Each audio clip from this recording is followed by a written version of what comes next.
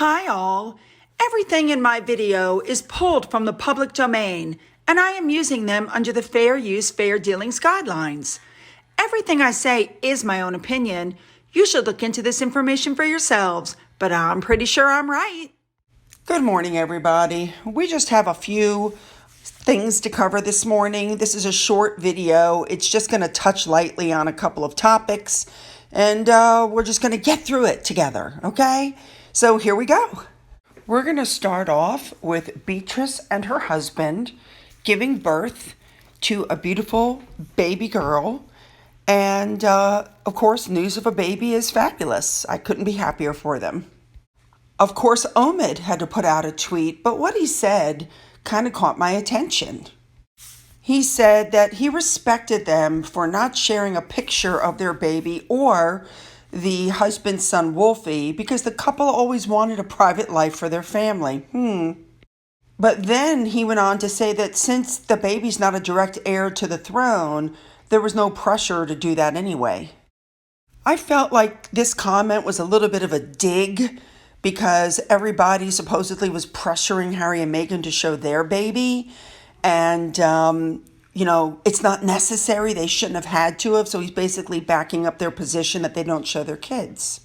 I love the name Sierra Elizabeth as a nod to the Queen. I also love the fact that this baby has a royal title, but the title comes from his side of the family, not her side. So nobody can be screaming about that. Just so you know, Eduardo is a count. His wife now, Beatrice, is a countess. I love it. The baby gets the title of Noble Donna, which translates to noble woman. Just as an FYI, Sienna is an Italian name which plays tribute to the father's Italian roots, and Elizabeth honors the royal legacy.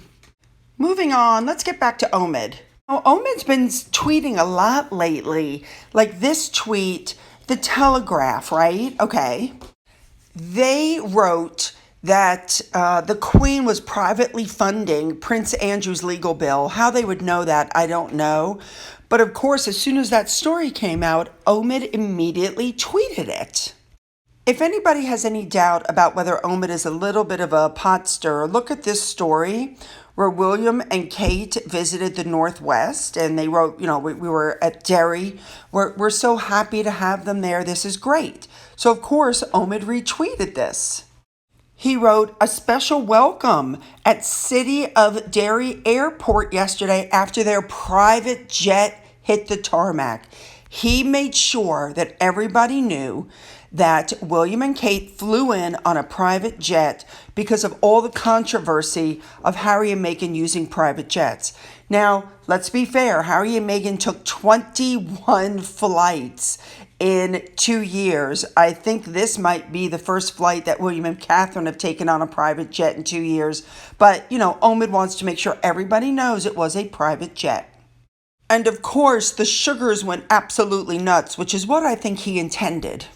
And speaking of private jets, I received the above pictures from one of my followers who lives in Norway. And he wrote that this was a trip to Turtle Dove in the headquarters of Norway, and he flew in on a private jet. Thank you for sending me this. This was one of the private jet trips that I missed in my video. We all know, we've all heard it. Meghan Markle is a health nut, blah, blah, blah. She jogs, she's a vegan, she doesn't smoke, she doesn't drink, right? We've all heard this. Then the pictures popped up of Meghan laying on a lounge on a vacation with Jessica Mulroney, who, by the way, also smokes. There's pictures of her everywhere smoking. And here's a little bit of a closer-up photo. I'm assuming that's a cigarette, not a joint. And I'm saying that because we all know that at her marriage to Trevor, they gave out goodie bags with marijuana. Here she is also drinking, right? And here's Harry sucking on a cigarette. We all know from his admission that he has a alcohol and anger management problem, and he smokes. Everybody was very happy when Meghan came along because the stories were coming out. She got Harry to quit smoking. She put him on a diet. she's making sure that he's taking care of himself. He's not destructive anymore, right? That's what we all heard. That's what we believed. But we also all know that whenever Blind Item comes out, their stuff is pretty spot on. According to Blind Item, she was chain smoking last weekend while she was in New York. She was so nervous. And despite what the press says, she continues to smoke. I can believe that. Couple of other housekeeping items. This story came up from Reddit. And if you read it, I really get where this is going. Megan sat down with all of her, $7,700 outfit and her $350,000 in jewelry to read a book to women who were teachers. And in order to be a teacher in the public school system there, you have to have a master's degree. These women only make about $65,000 a year. So basically, she sat among women that were more educated than herself, wearing enough clothing and jewelry to pay their salaries for a year. And she donated 2 crates of vegetables. Okay. Just think about that. Just digest that. The final topic I want to touch on is this book that supposedly Harry is writing. So everybody's going on about wanting Harry and William to reconcile, but keep in mind, first of all, Harry has not apologized to his family publicly or privately for the things he said in that Oprah interview, which have all been proven to be a lie. That's the first issue. Neil Sean, who seems to have connections at Kensington Palace, he's been spot on with everything he's reported, also said that William has not moved on from that interview and is not likely going to.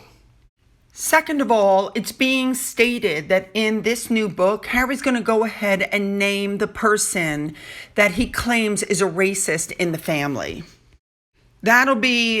We'll wait to see what happens, because that literally could be the thing that pushes people over the edge. I think the royal family at that point would say, you guys are like so done. No titles, no nothing, no HRH for your kids, you're out. And finally, reports are coming out that Harry himself is researching his mother's life. We all know that Charles is not that popular, and he's going to be writing about his parents' marriage, their breakup, Charles' affair. This could really hurt his dad, but I guess he's going to get even with him for financially cutting him off. This is no different than when in the Oprah interview they claimed that they wouldn't make Archie a prince, even though they knew that he wasn't entitled at that time to be prince. And they had just spoken to Charles right before the interview, when Charles told them that they were slimming down the monarchy, and now there will be no HRH title for their kids. So they're just going to keep attacking the family. Personally, they should get a new shtick, because this is really getting old. What do you guys think about Omid's tweets and his obvious attempt to wick up anger against William and Kate? What do you guys think about them putting out this persona of health when it would appear that Meghan continues to smoke and drink, which means more than likely, so does Harry?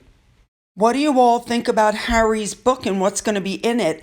I heard that Random House is refusing to publish anything that says anything bad about the Queen. I think that's about the only nice thing I've heard them say so far. You guys know what to do. Hit the subscribe button and the bell to be notified of future uploads. Don't forget you can follow me on Twitter. Don't forget you can email me. Don't forget to leave those comments below.